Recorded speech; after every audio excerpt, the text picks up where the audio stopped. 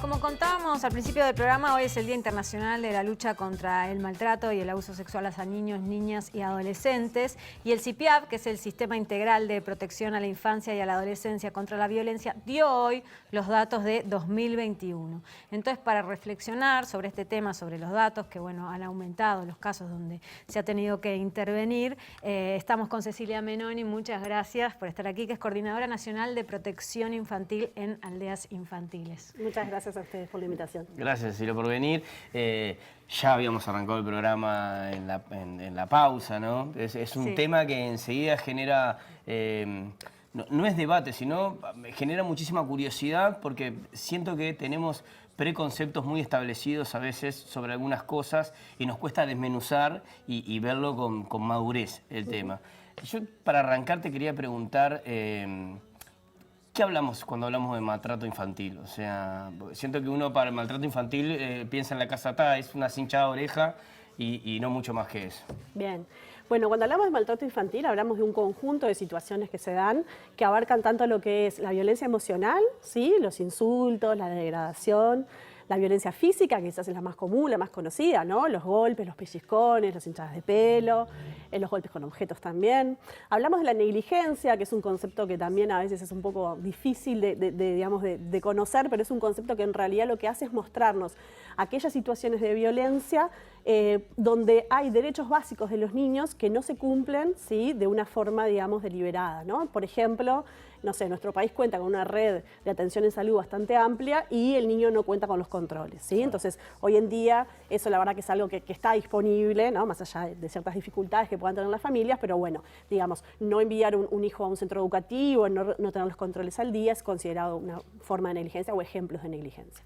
Y luego tenemos las situaciones de abuso sexual y de explotación sexual, que lamentablemente también son situaciones que recurrentemente vemos en la vida de nuestros niños. Y ahí un poco tenemos como un conjunto de situaciones, hay otras formas de expresiones de la violencia, pero las que se presentaron hoy desde el CIPIA básicamente son ese tipo de formas de violencia hacia la infancia.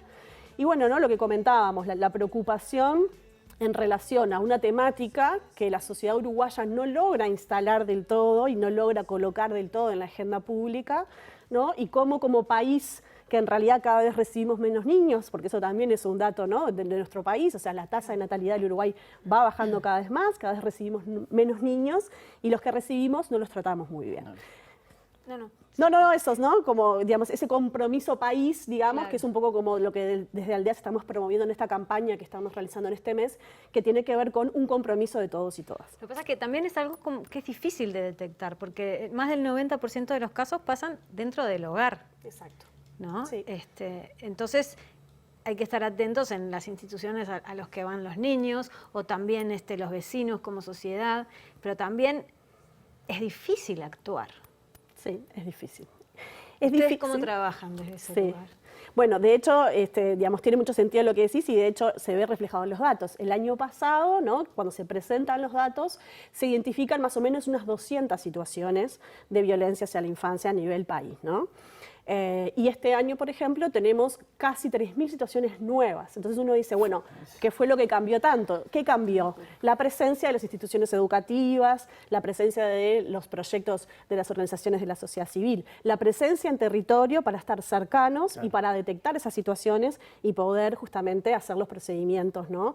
Acordes a esa detección, que tienen que ver en muchos casos con denunciar esas situaciones. En otros casos no es necesario llegar a una denuncia, quizás puede haber una intervención psicosocial que ayude a esa familia a reencauzar, digamos, esa situación, digamos, de maltrato, porque justamente decíamos, bueno, es un problema básicamente intrafamiliar, ¿no? 9 de cada 10 situaciones se dan en el ámbito intrafamiliar. Y allí tenemos una situación muy diversa también, ¿no? O sea, no todas las familias eligen deliberadamente ejercer violencia hacia sus hijos. En muchos casos son familias que también traen historias vinculadas a una vulneración de derechos de muchos años y cuando van a ejercer su maternidad, su paternidad, lo ejercen desde el lugar conocido, que en muchos casos tiene o incluye la violencia como una práctica de crianza. Como algo que se naturaliza. Exacto. O sea, no viene de familia. Yo lo que te quería preguntar, escuchándote, es cómo se trabaja con un discurso que cada vez se instala más lo hablábamos recién fuera de cámaras, ¿qué es eso como, bueno, la generación de cristal, de no se puede decir nada, o a estos le falta un cachote para que más o menos, yo perdón por el vocabulario que uso, pero más o menos para que se entienda, ¿no? ¿Cómo se trabaja para poder ir desarticulando o por lo menos generar conciencia? Sí, sí, eso es algo que lamentablemente lo escuchamos bastante, o sea que no nos asusta, por así decir, porque lamentablemente uno lo escucha, ¿no? O sea, la justificación de la violencia como un mecanismo para generar disciplina, ¿no? Entonces yo no sé qué hacer, entonces pego, grito, insulto. Y en muchos casos tiene que ver con esto que decíamos de naturalizar la violencia y entender que es una forma, digamos, buena, ¿sí? Y que en realidad cuando se ven desbordes, por así decir, de los niños tiene que ver con una falta de límites, y nosotros creemos que es una lectura totalmente errada, ¿no? O sea, en realidad nosotros tenemos el compromiso de criar a los niños y las niñas en un marco de derechos, allí la violencia no entra, ¿sí? Y es también ayudar como a recomponer o a repensar las relaciones del mundo adulto con la infancia. Porque también esto se desprende de que entendemos que los niños son objetos de protección y no sujetos de derecho, claro, ¿no? Entonces, en la medida en que seguimos considerando a los niños como una cosa, ¿sí?, de la cual yo puedo disponer, ¿no? Esta frase que también se escucha mucho, es mi hijo y yo con mi hijo hago lo que quiero, ¿no? Cuando en realidad no es así, ¿no? O sea, esto es un compromiso, nuevamente, como decía, ¿no?, de toda la sociedad, y lo que tenemos que hacer es trabajar para ayudar a las familias a que puedan transformar esas situaciones de violencia en otras formas, digamos, de criar, en otras formas de crecer en entornos seguros y protectores, que para nosotros también es un concepto que es muy interesante porque el entorno seguro y protector también habla de todos nosotros como comunidad, ¿no? O sea, las familias no están aisladas, las familias viven en un barrio, van a una escuela, transitan por una plaza, y ahí también estamos todos nosotros, ¿no? O sea, para poder también aportar esta mirada distinta y, bueno, y entender que muchas veces lo que los niños necesitan es justamente un contexto que los cuide, que los proteja y que les dé seguridad en el crecimiento sin la violencia, digamos, cotidiana, ¿no? ¿Y ahora qué pasa, no? Porque uno piensa o tiene el prejuicio, ¿no?, de que se utiliza la violencia o las agresiones porque uno no tiene herramientas como para educar a su hijo de determinada manera. Pero esto pasa en todos los niveles socioeducativos. Totalmente. ¿No? Sí, esto es la violencia infantil, lamentablemente atraviesa todas las franjas socioculturales. Quizás lo que nosotros muchas veces problematizamos es que en la pobreza puede tener una expresión mayor en el sentido de que las privaciones también son mayores y por eso también el entorno, digamos, genera condiciones que son mucho más desfavorables, ¿no? Y la pobreza es una situación de violencia también, ¿no? Totalmente. O sea, nosotros, sí. de hecho, este año también estamos yendo un poco por ahí desde Aldeas diciendo, bueno, la violencia no es solamente, ¿no?, la forma de disciplina dentro del hogar, sino también la violencia es eso, crecer en un entorno que no me satisface mis necesidades básicas, que no puedo ir a una escuela de calidad, que no puedo tener un techo seguro para dormir, que no puedo alimentarme con seguridad todos los días. Bueno, ¿no? ayer el país sacó una nota hablando, ¿no?, de que aumentó la cantidad de niños en situación de calle.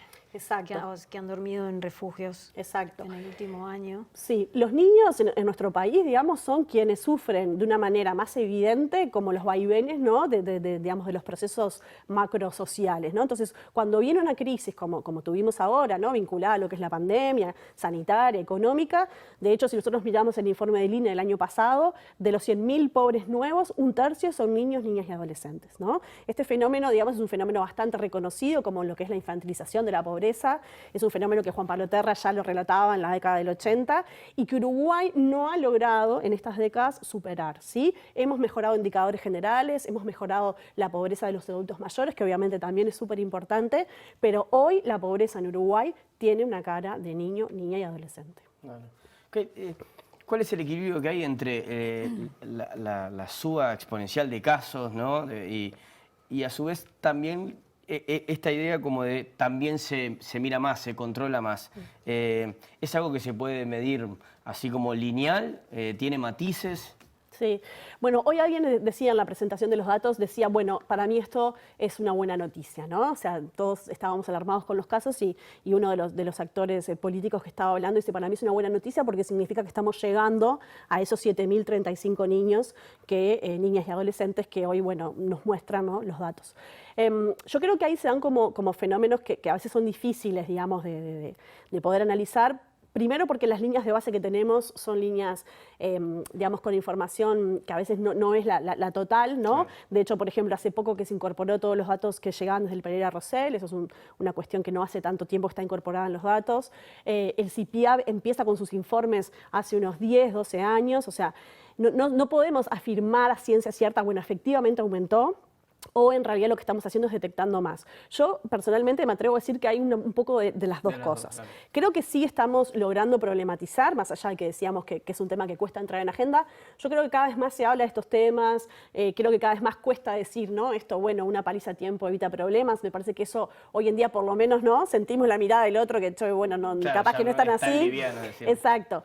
Pero de todos modos se siguen en muchos lugares justificando estas prácticas. Entonces, creo que lo importante es pensar cómo, como país, ¿no? Cuando pensamos en lo que es la confección de las políticas interinstitucionales, cuando pensamos en cómo el Estado tiene un lugar, pero también la sociedad civil tiene un lugar, cómo generamos respuestas para estos gurises y también cómo generamos mecanismos de prevención. Cómo decimos, bueno, cómo no queremos más estos 7.035, ¿no? O sea, cómo generamos en los territorios, con las escuelas, con las policlínicas, con toda la red que existe, porque también, digamos, quedarnos con cosas buenas también, ¿no? No solamente con los datos que son bastante desalentadores, también saber que hay una red de soporte, que la sociedad civil desarrolla muchos programas y proyectos a nivel nacional. Entonces yo creo que Uruguay tiene, digamos, la capacidad, ¿no? De poder generar otro tipo de respuestas. Necesitamos obviamente que este tema se priorice y bueno, y como todos los temas, que también sea un tema donde hay presupuesto, ¿no? Donde hay proyectos abocados a esto, donde hay técnicos formados, ¿no?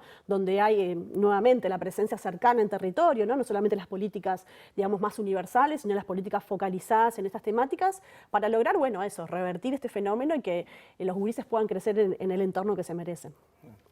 ¿Y nosotros qué podemos hacer, digamos, desde nuestros lugares, ¿no? Desde el vecino, la vecina, porque es difícil intervenir en esas situaciones, ¿no? Porque también tiene que haber una educación por ese lado. Sí. Yo creo que lo que hablábamos antes, ¿no? A ver, los cambios culturales son los cambios más difíciles de lograr porque son los que nos llevan mayor tiempo, ¿no? Bueno, está la línea azul. Está la línea azul. Entonces, no sé, Sí. vos ves que en la casa del vecino, no sé qué, hay... Pero vos no estás realmente dentro de la casa para ver exactamente cuál es la situación. Sí, yo creo que lo primero es ser sensibles a estos temas, ¿no? Que me parece que es un poco también lo que uno busca con estos espacios, ¿no? Con la generación de los datos, es tener esa sensibilidad de decir, bueno, acá hay un problema, ¿no? Y acá a ver eso, bueno, ¿yo qué lugar ocupo en esto? Está la línea azul, que es el 0800 5050, que cualquier persona puede llamar. También se pueden hacer las denuncias vía web, o sea, las personas pueden ingresar, pueden llenar ahí, las denuncias son anónimas, ¿no? Si una persona no quiere dar sus datos, realmente no tiene por qué hacerlo, y bueno, ese es un mecanismo y es una herramienta. Después, en esto que hablábamos, para mí también hay como una cosa más del compartir cotidiano, Claro. que de repente es con la mamá de la escuela, que charlo, que me cuenta, y capaz que yo, bueno, ahí puedo decirle, bueno, che, capaz que eso no está tan Para no bueno. dejar pasar todo, porque a veces uno Sí. le pasa el efecto, no me acuerdo, hay como un efecto de escalera que quiere decir, vos te vas pensando, mientras bajas una escalera, lo que hubieras hecho lo hubieras dicho. ¿Viste que te pasa en muchas situaciones Sí, siempre. que te enfrentás a alguien que dijo un disparate y vos como que quedaste trancado Sí. y después vas a imaginarse una realidad paralela donde dijiste un montón de cosas? ¿No? Poder destrabar un poquito y aportar capaz que desde ese lugar, empezar a decir, ojo, no es por ahí. Exactamente, sí, también en la placita a veces se pueden dar situaciones, ¿no? Donde uno de repente también queda, y bueno, quizás hay que intervenir, muchas veces también con el propio niño, validar lo que ese niño, ¿no? Cuando vemos que un niño está siendo agredido o vemos que está en una situación que quizás no es una situación ideal, también, bueno, che, amigo, te ayudo a salir del tobogán, no sé, cuando alguien le está gritando ¿no? A veces son pequeños gestos, Sí, son total. pequeñas como cuestiones que ayudan a esto, ¿no? A cambiar esa cultura donde nosotros nuevamente, ¿no? Entendemos a los niños como un objeto, operamos sobre ese niño, sobre ese cuerpo, ¿no? Lo disciplinamos desde un lugar que nosotros entendemos como adultos que es el mejor y no consideramos lo que es también para nosotros muy importante, que es la participación de los niños y niñas en los temas que los afectan. Que la participación, siempre decimos, no implica que vamos a hacer todo lo que los niños quieran, ¿no? Porque hay gente que dice esto, bueno, muchos derechos, pocas obligaciones. Bueno, pero no se trata de eso, se trata de escuchar, ¿sí? Capaz que si el niño te dice, mirá, hace 2 grados bajo cero y no me voy a poner la campera, bueno, nosotros no vamos a ceder en eso porque somos adultos, claro, y nuestro rol, exacto, es acompañar y es, sí, pero en otros temas, y sobre todo también en la adolescencia, nuestros gurises tienen muchas cosas para decir. Y a veces nosotros seguimos pensando que los adultos sabemos todo, sabemos cómo, ¿no? Cómo criarlos, cómo acompañarlos. Y en muchos casos se trata de dar la voz. De vuelta, no significa que si el chiquitín me dice yo voy a dejar el liceo, nosotros, bueno, el chico lo dijo, lo va a hacer. No, no es por ahí.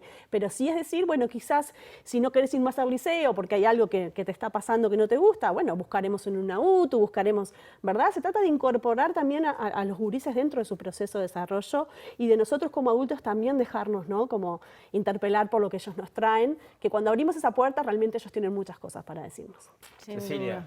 Un placer, muchísimas Un placer gracias. escucharte No, en un día jodido de maltrato con cifras que nos hacen abrir todos los ojos. También escucharte un poquito y interpelarse uno, reflexionar, me parece súper necesario y te agradecemos por eso. Bueno, buenísimo. Muchísimas gracias por la invitación y por el espacio.